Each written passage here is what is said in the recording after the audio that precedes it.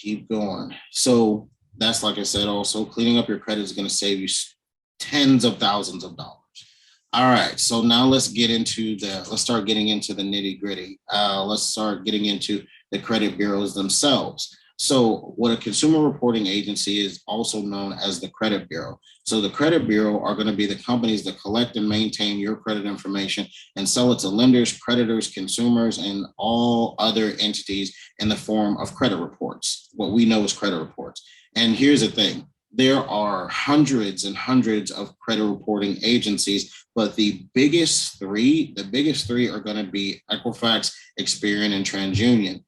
Some things that you want to know about Equifax, TransUnion, and Experian are TransUnion is actually based out of Chicago, and they are the third largest credit reporting agency in the country, and they also have international credit reporting agencies as well.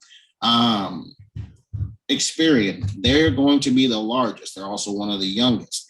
Now, the cool part about Experian as well, too, is they're actually not, their principal office is not actually based in the United States. Their principal office is actually based in Ireland, which is crazy. And then you have the oldest of them all. That's going to be Equifax. And Equifax is actually based out of ATL. They're based out of Atlanta, and they've actually been in existence since 1899. That shows you how old this credit reporting game and credit reports and, this credit game really is. 1899 is when they started their company. And you see that they're a multi-billion dollar company. And these are the people who basically have access to our credit reporting data and everything. And they are the ones who compile the reports for all of the lenders that you guys know. And for anyone who will pay for a credit report, they will generate a credit report for. Now, the craziest part about this is, like I said, you have these big three, which is Equifax, TransUnion, and Experian. But like I said, you also have hundreds and hundreds of other smaller credit reporting agencies that feed them information. Because what I really want you guys to remember is these big, companies, even though they are, this big, they are for international and domestic credit reports. So they do it all. So they don't have enough bandwidth to have information on everybody at every given time. So they leverage these smaller subsidiary companies and these smaller companies, period, to funnel them information to match it against what they have in their system for you.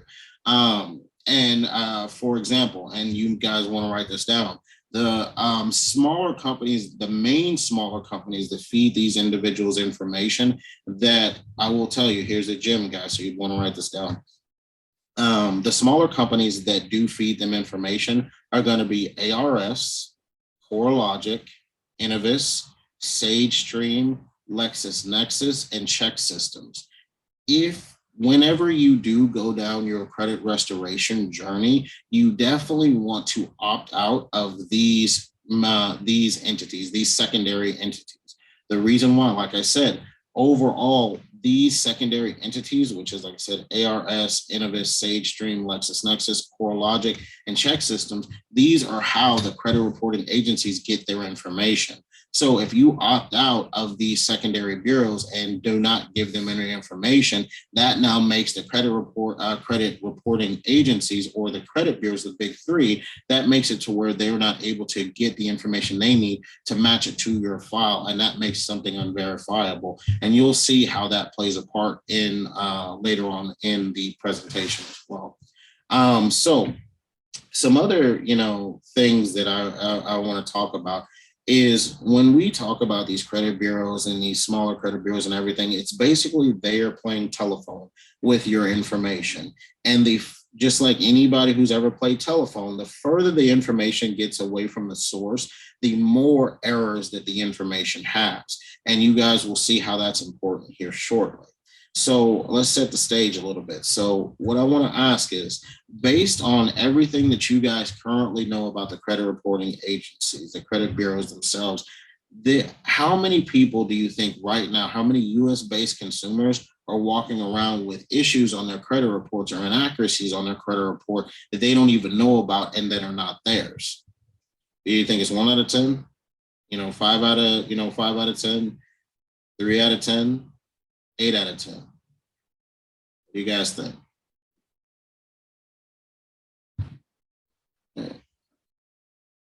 You guys are, so I see some 8 out of 10, 8 out of 10.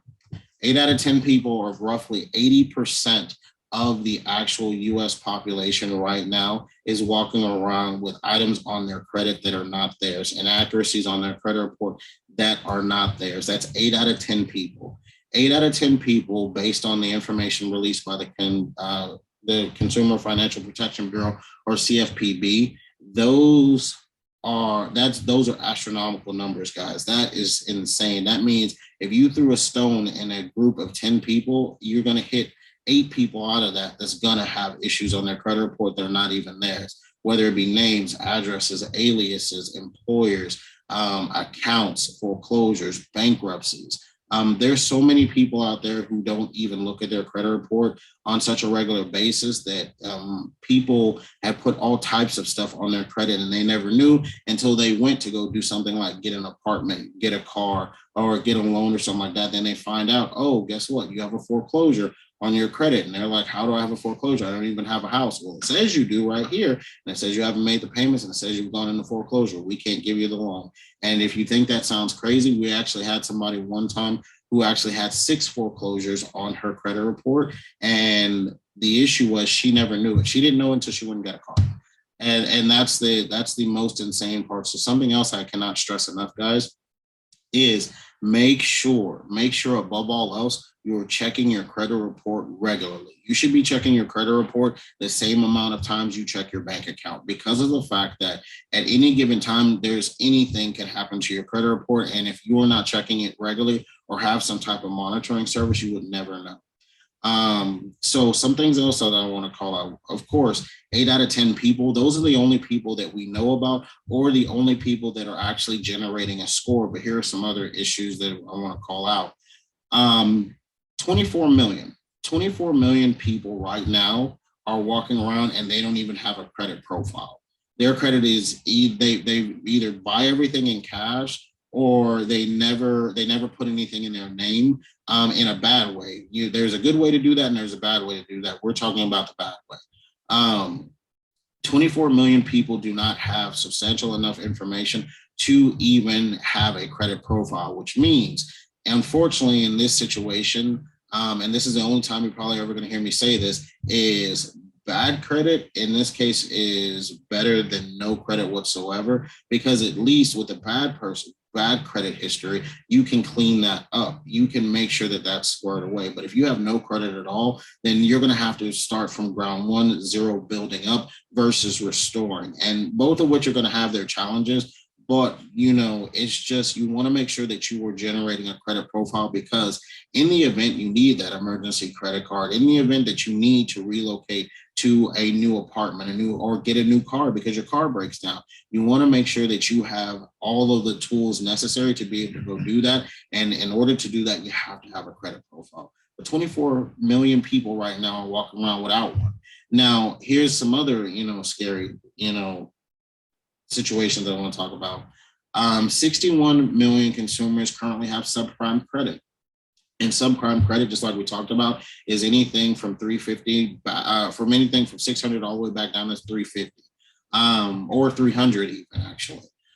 So that's going to be 61 million people. And like I said, out of that 61 million people, you still have the 8 out of 10 of those who are going to have issues on their credit report that are not theirs. They already have subprime credit. You have individuals who have fair credit who have issues on their credit report. So there's a lot of errors and a lot of inaccuracies with the credit reporting agencies and how they currently report on you, the consumer. Let's keep going. So 700,000. That is actually the number of complaints that were submitted to the CFPB between January 2020 and September 2021. 700,000, and they all were based around inaccuracies on credit report. And here's the thing, like I said, those are the only ones we know of.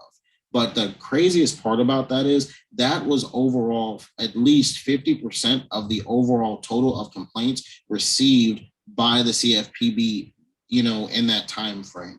That's over half.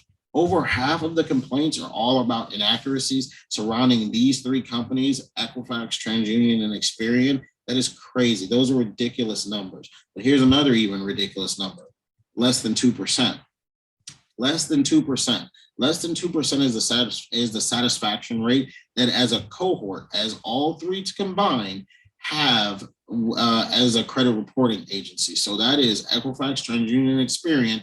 Together, they have a less than 2% satisfaction rate when it comes to addressing inaccuracies on credit reports by consumers. Now, the messed up part about that is that's a 23% reduction since 2019. 23% reduction since 2019. So they went from a batting average of about 25% to less than 2%. Less than 2%, which means that the majority of people are walking around with inaccuracies, and the credit reporting agencies know this, but they're not doing anything to take care of it. This is the reason why this information is so crucial, because of the fact now you as the consumer now realize that you do have some issues on your credit report, but there is a way to fix it. And now you are going to get the knowledge you need to be able to stand up to these credit reporting agencies and say enough is enough. This is not going to keep happening to me and my family. And we're going to make sure that, we get this addressed and we get this handled, and we're going to hold you responsible and accountable for your actions and being negligent, because at this point they are being negligent. All right, so let's keep going. So can somebody kind of tell me what they think? I know I've already went over a few of them, but can somebody kind of tell me what they think the most common inaccuracies we usually find on a credit report? Names, okay. Aliases, okay. Addresses. Yeah, pretty much all of the above. Let's see. So names, aliases, addresses, medical debt, late payments, student loan payments, inquiries, collection accounts, charge-off accounts. Let's see, what else? Foreclosures, tax liens, bankruptcies. All of these things all have inaccuracies, and we've seen them on countless credit reports over and over and over again. And this is the reason why we need to be able to have the information we need to be able to hold the credit reporting agencies accountable. Because here's the thing, guys. If most people don't check their credit reports, if most people are walking around with inaccuracies on their credit report, if a lot of people don't even have a credit report, don't even have a credit profile, and most of them have subprime credit, that means that the credit reporting agencies know that the vast majority of people are never going to buck them and never going to say, hey, you are reporting this inaccurate information, because they don't even know that they can dispute this information, let alone know the information they need to be able to say, hey, look, credit reporting agencies, I'm holding you accountable for all of these violations that you committed against me.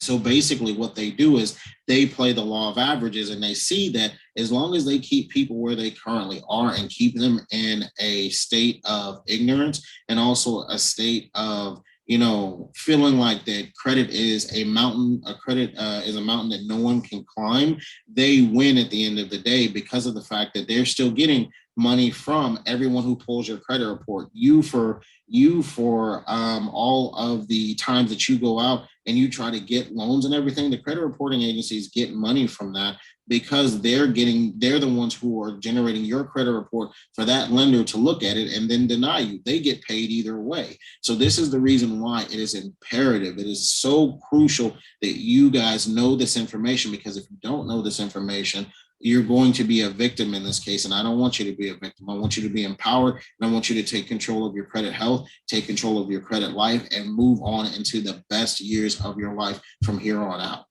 All right, let's keep going. So can anyone guess how badly some of these inaccuracies that we constantly talk about are detrimental to your credit report, as far as a number value goes? So let's look at it.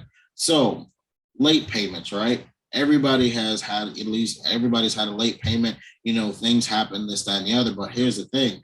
What if that late payment was inaccurate? What if the late payment was just put on your credit report? You never knew it. You never checked your credit report. How big of a hit do you think your credit report took without you even knowing it?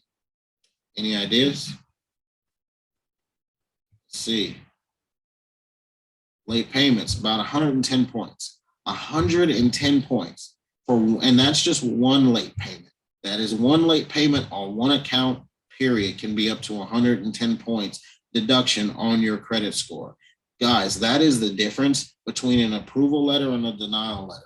That is the difference between you getting the dream house you want and only being able to afford to go to an apartment that, is in a bad area. That is you, or not even be able to get an apartment in a bad area, not being able to get an apartment, period. This is like so crucial, guys. 110 points. That's the difference between, just like we talked about, that 1.99% interest rate versus that 15% interest rate, and the amount of money that you're just going to give freely back to the bank.